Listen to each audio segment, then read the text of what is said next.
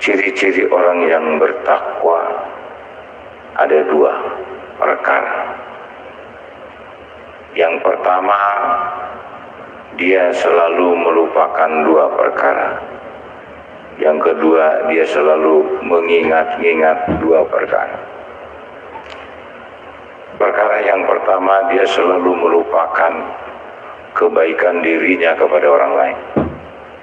Dia lupakan apa yang sudah dia lakukan kepada orang lain, tidak diingatnya.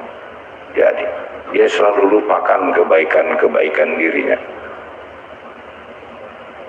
Oh, dia kalau nggak saya bantu, dia akan seperti ini. Dia lupakan. Yang kedua, dia selalu melupakan kejelekan orang lain kepada dirinya. Tidak dendam kesumat,